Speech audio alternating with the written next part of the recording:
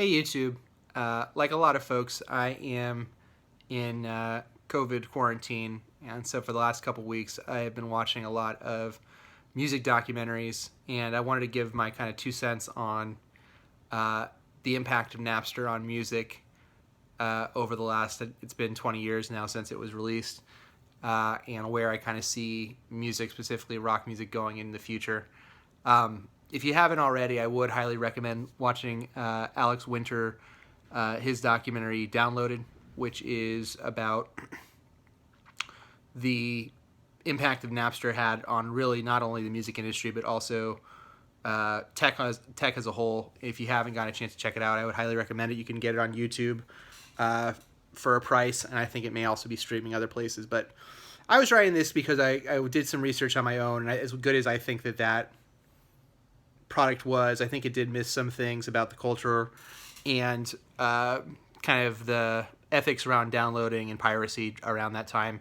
For people who don't know, I should say I'm 36. I was 16 in 2000, so I was kind of right in the midst of IRC chat rooms, downloading records, downloading songs, individual songs through IRC chat before kind of Napster became the word of the day. So I kind of saw that culture evolve a little bit firsthand, and also being young around that time and then going into college, how the impact of Napster, what it had on not only kind of record sales, but the way really music reached people in general. And so I think before I go any further, I'll kind of give my kind of general thoughts on it. I think Napster was amazing in a lot of ways for getting music to people very quickly, very efficiently, and also being able to find rare stuff, being able to find demos of songs that you liked, being able to find live songs, being able to find rare covers, all that stuff. I think was a treasure trove. Napster, Kazaa, LimeWire, whatever else kind of you used, kind of predecessors of Pirate Bay, which is what a lot of people use today. I haven't downloaded a song from a service in probably, I don't know if it's been 15 years, but it's been quite a while. I'll kind of get into that stuff as I go further, but I think what it did, if anything else, I think the backlash against it was kind of understandable in a lot of ways. I think that the benefit of the product was the lack of control and the ability to kind of find whatever you wanted to. Unfortunately, a lot of what people wanted to find were pop songs that they didn't want to pay $20 for a CD or $15 for a CD, what have you. So I think that kind of, in some ways, Napster kind of sowed its own destruction, because that kind of obviously wasn't a sustainable model going forward. So you had it essentially be shut down in the early 2000s. Like I said, there were a lot of copycat programs around that time before you got into things like the iTunes Store, which kind of took on some of that legitimacy that I think Napster never really obtained. And then you got into things like video blogs, like the Hype Machine was an aggregator of various video blogs. People who were blogging from around the country would upload one or two songs, and you could kind of use that Hype Machine as a search function. So if like Stereo Gum put up a new single or a new mix, you could find it there. Or if others, Brooklyn Vegan, put up something, you can kind of find it there. But there were hundreds and hundreds of these sites, and the Hype Machine in the early, say the mid 2000s, from maybe 2004 to 2007, 2008, that was kind of one of the places to go to find that stuff. So I don't know, like I said, I haven't been around that culturally for a long time, so I don't know if that's still in effect, but that's kind of the way things were. The part that I don't think people really ever talk about was kind of the music culture at the turn of the century, and kind of the importance that Napster had in that. If you look back, and I did some research for this video, if you look back to the early 90s, so from probably 1989 to maybe 1994, maybe even earlier than that, you had an explosion of rock music records that were selling in excess of 10 million copies. In 1991 alone, you had the Black Album by Metallica, you had 10 by Pearl Jam, you had Nevermind by Nirvana, that all sold over 10 million copies. And these are CD copies. Vinyl at that point was not as much in the culture anymore like it is. I think it's had a revival in the last 5 years or so, 5 to 10 years. Vinyl really wasn't happening then. Cassette tapes were still being released and produced. and were probably a secondary method to it, but I still think most of those sales were probably CD sales. But if you go forward 10 years, and Napster came out, I believe, in 1999, really started hitting its apex in the year 2000, and then I think it kind of started and stopped a few different times before I think ultimately shutting down around 2002. If you look at the number of records that had that same sales in 2000, the only records that in the year 2000 that went 10 million or more were Britney Spears, and I wrote these down, so excuse me while I read this. NSYNC, Britney Spears, Linkin Park, Nelly, and Eminem were the only artists that sold more than 10 million copies for their records in the year 2000. So what I take away from that, in the list that you'll see, the only band that you could really remotely call a rock band was Linkin Park. And I think that, and even Linkin Park, in a lot of ways, took from elements of hip-hop, in a lot of ways took from elements of metal. So they really weren't, I would call Guns N' Roses much more of a classic rock band. Even Metallica, as metal as they were, the record that they sold a ton of copies on, the Black Album, has a lot in common with classic rock. Pearl Jam 10 is still played on classic rock radio stations. Nirvana Nevermind also has elements of classic rock. So, I mean, to me, those records sounded a lot more close to what I would call the rock sound than I don't know if that's Hybrid Theory is that record. I don't know what record that was, but I apologize to the Linkin Park fans out there. They're just not really one of the bands that I know much about them because I listened to them a lot in high school due to a friend, but they're not a band that's really stayed with me over time. So if that record is not the Hybrid Theory, I apologize. Whatever record came out in 2000 from them. So what changed in kind of those 10 years? And I think what changed was, if you look at what happened to rock music from the early 90s to the end of the decade, you had Nirvana really being the driver of a lot of that stuff and being kind of out in front. Kurt Cobain passing away sadly in 1994. And then I think for a few years after he died, there was a question of what rock music was going to be. You still had some big records from that era. The Smashing Pumpkins were kind of lumped in with the grunge bands. How much of their sound really is grunge-like, I think people could argue. But their Melancholy and Infinite Sadness, I think, is 1995. That was a huge record from them. That is also a diamond record. You had Green Day in 1994 come out with Dookie. But after that, I think it was a question of, well, what is it going to sound like? Sublime 1996, which was in a lot of ways their self-titled record, which they didn't get to tour on, also sadly. But in a lot of ways was a fusion of the sounds at that time. So you had kind of rock guitar, but you also had hip-hop samples, and you also had kind of dub and elements of reggae into their music. So I think it was kind of a fresh style that really didn't take on anywhere else but that record, unfortunately. And it would have been interesting if Sublime had kind of lived on to make more records of what would have happened. But because they were not around, and that record still gets played a lot on rock radio stations, bands, there was a question of what the new sound was going to be. So you had ska kind of coming in for a minute there. I think that would be the third wave of ska. So you had bands like the Boss Tones. You had bands like Real Big Fish, the Squirrel Nut Zippers, a little bit, Cherry Poppin' Daddies, Less Than Jake to a lesser extent. We're all kind of getting a little bit of radio play to see if that was going to be kind of the sound. And I think what ultimately happened was it was kind of decided that nu metal was the sound. And so like Linkin Park was also kind of lumped in there. And I don't know how much today, if you look back, how much Linkin Park sounds like Korn or like Limp Bizkit. But they were kind of, all those bands were lumped together a little bit. And that was really the sound. Other bands like Godsmack, Drowning Pool, Saliva, I think we're all kind of lumped together. Definitely Slipknot. We're all kind of lumped together in the sound called nu metal. And I think that the difference to me, and one of the reasons that Napster took such a hold, I just don't know if a lot of people connected with the nu metal sound compared to kind of the other bands that I mentioned earlier. And I don't think, with all due respect to any of those bands, with maybe the exception of Slipknot, who I think has put out good records, I don't know if any of those bands have put out a record as highly esteemed as Nevermind, 10, or the Black Album, which are all, I think, both from a critical standpoint, but also from a fan standpoint, are records that have held up relatively well given the amount of time that's passed. I just don't think Follow the Leader or $3 Bill Y'all, I don't know what the Limp Bizkit record that came out kind of that broke them was called, but I just don't know, looking back, if any of those records really were as widely felt as like solid as the three records that I just mentioned. And maybe that's just a matter of time that did it, or maybe those bands just got more of an ear. But I personally, by personal opinion, I will say on record, I just don't think there was anything in that era that would stand up next to something like Nevermind or the Black Album or 10 or Siamese Dream by Smashing Pumpkins, a really good record.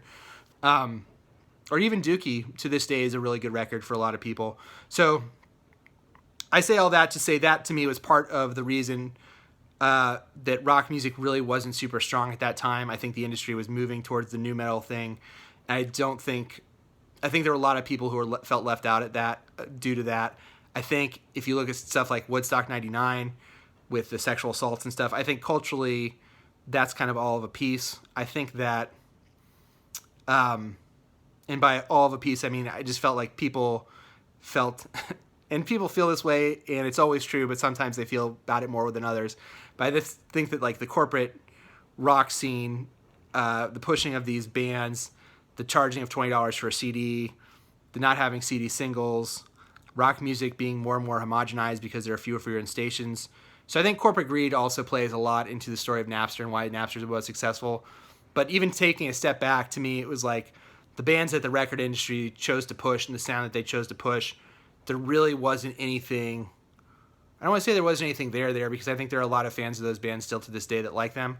I just don't think, again, this is a personal opinion, I just don't think there was anything from that time that rock critics and rock fans were like, this record we'll still be listening to in 30 years. I just don't think there was anything there like that strong. And if you're a fan of Limp Bizkit, more power to you. I have nothing against you. I think they have some catchy songs. I just don't think that they made anything on that level. And I think from a cultural standpoint, I think what they were doing in the early 90s, especially Nirvana with Nevermind, I think that culturally went into areas that rock music had not really gone into before. And I think that was kind of felt throughout the decade, and I don't think it was duplicated in the late 90s.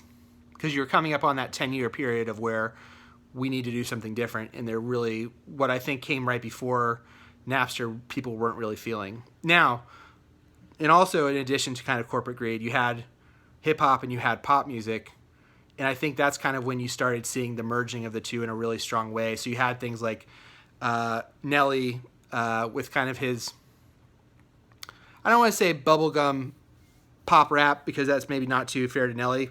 I think Nelly has some hooks, had a lot of hooks and stuff, and was actually a really successful songwriter. But I think you also could see things like Puff Daddy sampling Led Zeppelin, and things like, I'm trying to think of a good collabo that would be a good indication of where you kind of had Lil Wayne kind of jumping on everybody's records, kind of came later, but I think you started to have kind of the merging of the two. Jay-Z and Linkin Park would probably be a good example of them playing together, making a record together. But you started to see kind of the merging of the two. I don't think that that's like hip-hop's hardest time was the early 2000s. You had the Neptune sound kind of coming up. You had ODB with Khaless with Baby I Got Your Money. You had Jay-Z with Big Pimpin', which is a pretty poppy sound. So you had at the time, hip-hop was kind of, I think, in a very, if you look at the hip hop that was coming in the early 90s, I think it was much more of a, we're going to have beats that are pretty sparse. We're going to have some jazzy samples to lighten them up, but this is kind of coming from a real place, and we're not as concerned about hooks and giving you hooks. And I think by the 2000s, the early 2000s, I think that was kind of left by the wayside a little bit. And not everybody, but that was kind of something like X Gonna Give It To You, or even Rough Riders Anthem, are again more on maybe the poppy side of hip hop. And then with the pop groups of the time, you had the Britney Spears, you had Christina Aguilera, you had Mandy Moore, you had Jessica Simpson, you had all those plus the boy bands. So you had NSYNC, you had O-Town, you had 98 Degrees, you had the Backstreet Boys. So I think there was a lot of, if you were me, if you're a 16-year-old dude who's looking for something with guitar that you feel speaks to you in a real way, you were in some ways kind of left in the dark, where there really wasn't a lot of stuff that was happening at that time that really spoke to you, I felt. And so when you had the opportunity to do something like Napster and find maybe more alternative options like Modest Mouse or any of the bands, Bell and Sebastian, that were maybe hitting in the mid 90s, but weren't really known about till later on a wider scale. You had the opportunity to kind of find what was called in the 80s college rock, and maybe in the 90s was called college rock. You had the ability to access that as a high school student because of Napster in some ways. And it was able to kind of trickle down to you through people's recommendations. So you kind of got around what the corporations were pushing through MTV and what they were pushing through radio. If that stuff wasn't speaking to you, you were, as a music fan, looking for other stuff. It also happened to be free, which was really cool. So I think from like a fan perspective, that the story of Napster, when I hear the story of Napster, it's, these greedy corporations were pushing products on people for $20 an album. The albums weren't very good, and people revolted, and they had Napster. I think it's a little bit deeper than that. I think the people who were most likely to use Napster, a lot of them, at the time especially, were, I think, disillusioned rock and hip-hop fans who were expecting a little bit more variety. And again, if you want to go back, using MTV as an example, because I think at this time, I think if you're watching this today as an 18-year-old, you may not realize just how much of a cultural juggernaut MTV was. But even in the year 2000, MTV was a cultural juggernaut. It was kind of where youth culture took a lot of their cues from. It wasn't absolute, it wasn't complete, but it was still a big deal. And so if you're someone coming in and, you liked the bands that I mentioned, so you liked, maybe you were 16 and you were waiting for your Nevermind or you're waiting for your Black Album, those bands, to their discredit, I guess, I don't know if they were hitting as hard as time went on. I think Metallica especially, people look at them. If you liked kind of the pop sound of Metallica, they kind of peaked with that in 1991 and kind of spent the rest of the decade not really knowing what they were doing. Nirvana, I've kind of talked about, sadly, their career ended. You did have the Foo Fighters step up, and I think they were one of the bands that were making kind of catchy rock songs that weren't what I would call nu metal. There's probably a better nomenclature for that sound, and maybe I lumped some bands in who shouldn't have been in there. I apologize if they feel that way, but even something like Godsmack, which I think was a little too heavy for me, I could still see that Godsmack was a band that had some of the roots in the earlier sounds of the 90s. So if you look at kind of Alice in Chains is the band that everybody points to, but they were just, I think, too heavy maybe for a lot of people. For me, they were too heavy. I do like some of their songs, but so I think that was it. And I think the bands that were kind of big at the time, you have the Creed and you have the Nickelback. Again, I don't know if the feeling was quite there for a lot of people, and I think Creed is a punching bag for reasons. Some are valid, some are not. I think they've made their share of catchy songs. I don't really feel the need to punch on them, but they weren't culturally where the bands I mentioned were as far as the early grunge bands in the 90s. So that to me is the other part of the story. Is I think if the bands that were around in the late 90s had made some mammoth records that we're still talking about today, if the quality, and again, this is a subjective opinion, had just been overall better of what was being pushed. I think if there had been more diversity on MTV, if you had bands there.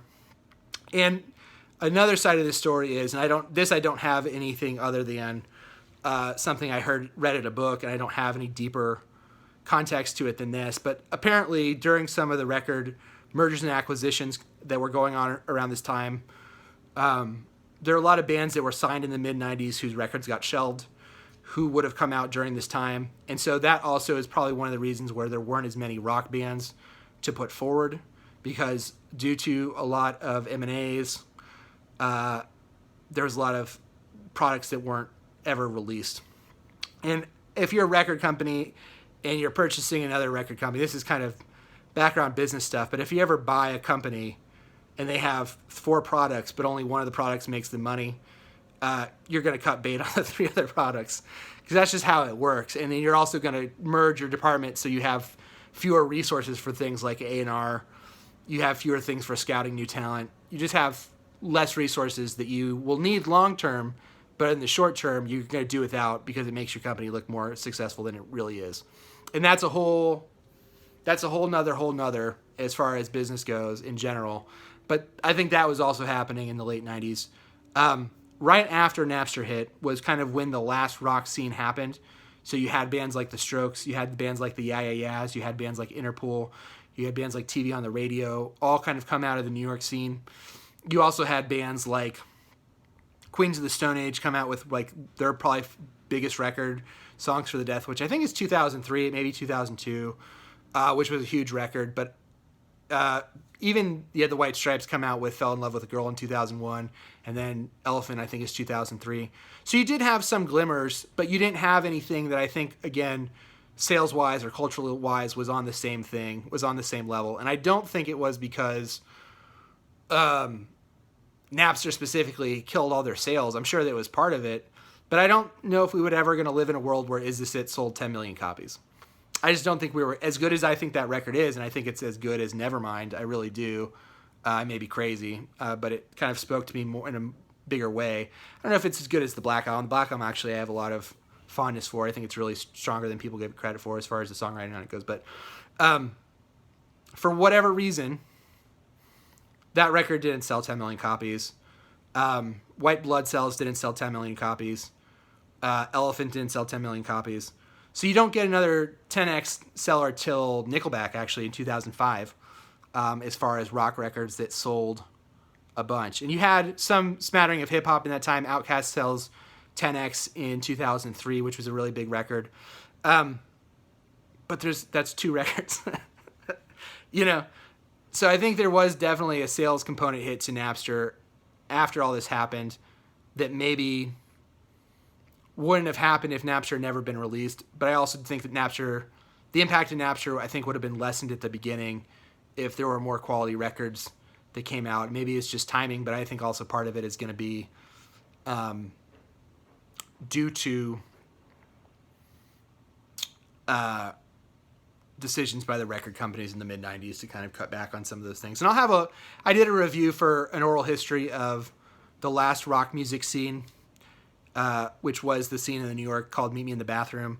I'll leave a link in the comment section below on a video I did on that if anybody wants to check out that. If you're looking for kind of the last time that there were bands in one place that came together to play music, what that looked like, that's the last time that that's happened. It probably won't ever happen again, so if that's interesting to you, I'll have a link below for it. But that, to me, is kind of where the industry is today. I think if you fast forward to today, the number of 10x records per year has kind of dwindled to where you have the Adeles who are selling a lot of records, you have the Eminems, you have the Taylor Swifts, but that's really about it. I don't even think Gaga sold 10 million records of her big record. So, I mean, you have people who are huge and they're just not, selling in the same way they used to sell. And I think that is in some part the response ultimately of the ability for Napster to kind of change the way people perceive the value of music. I think as iTunes kind of came on, instead of buying something for $20, you're buying it now for $10. So the margins have all kind of shifted. You also have things like Spotify and other streaming services that even if you are a huge band, even if you're like Nelly would be an example of someone who I believe filed for bankruptcy. I mean, he's someone who sold at least 10 million records 20 years ago. And if you're making $4 a record, that's, by my math, $40 million. Now, that's all not going to Nelly. But it's a lot of money. And I think that's the royalty rate is about $4 a record. I may be wrong on that, but so I don't really know what happened there. My numbers may be off. But so even today, if you're trying to replace those dollars by streaming, it's very difficult. Even if you're trying to replace them by digital, the artist doesn't really necessarily benefit from any of that. I think actually the artist is hurt a little bit because in order for them to get the streaming stuff, the quality has to be lowered to serve server space. And also one of the things, I think streaming, I'll say this, I think I've got Spotify open on my computer right now. I think streaming services are amazing. I do think as someone who is a fan of full albums, it is frustrating sometimes to find an artist, they have a record on Spotify and half the songs aren't there because Spotify, I guess, doesn't have the rights to them, or to look up a record by a band that you like and it's not on Spotify and there's like no digital release for it. That sometimes is frustrating, and I think that's one of the limitations. I think Spotify is probably about as good as it's ever going to get when it comes to that stuff. I think if anything, it's going to probably start getting worse as they have to pay more royalties as that kind of comes to light because the royalty rate is so low. But that kind of is, to me, the pluses and the minuses of all that stuff as a fan of music.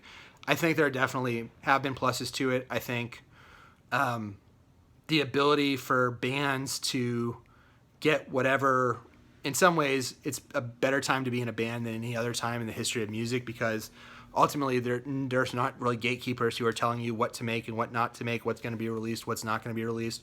So you really have that creative freedom to put out whatever you want to. The problem with that is if you're someone who's just starting out and doesn't have a fan base, it's very difficult to get your name out there, to get distinguished from the millions and millions of other people who are also doing it. So I think that benefit kind of comes later. I think kind of one of the untold stories is that people in the early 90s who had a lot of creative friction, Prince and Billy Idol are probably the two biggest ones that I can come to mind. They basically started putting out records on their own. Prince had a whole feud for years and years and years with his record company. Eventually got to the point where he was putting it out whatever he wanted to and had such a large fan base that he really didn't need to sell that many copies to each person because he made so much stuff that he could basically print money because people would just buy it, which is really cool. If you're an artist starting out today, you don't really have that. I also think rock radio is just not the influencer that it used to be. I think with the onset of the iPhone and before that the iPod, I just don't think people are looking to the radio to do all that much nowadays. I think Sirius satellite radio is actually pretty cool. I think that is useful, even though whenever I get the opportunity to do that, I'm usually just switching through and finding stuff that I already know. But if it's a genre where I want to learn more about, if I want to listen to like the newest reggae, it's something I have no other way of really being turned on to. Sirius XM is actually really cool for that. And if the XMU channel is probably another one that you can go to. They have a little bit of the gatekeeping, which is cool because you have a live person, at least in theory, kind of picking out the music and saying, I like this or I don't like this, which I think is necessary. And I think that's kind of one of the sad things about music is that with all of the new technology and access to all this stuff, we really still have, I think, a relatively limited palette for most people as far as what they consider good. I don't have scientific research of this, but I feel like if you look at MTV in the 80s, which would have probably been the closest thing we had to a national radio station, they did mostly focus on rock music, and they did mostly focus on white musicians from England and America with a smattering of bands from Australia and other places. But they still had a fairly wide range of music, even within that small window. Now, I think they could have obviously been more diverse with it, and I think over time they got there. But if you look at the bands that were popular, I mean, I don't personally think Police and Hall & Oates sound all that much alike, other than they're both people with guitars, drums, and bass. I mean, other than that.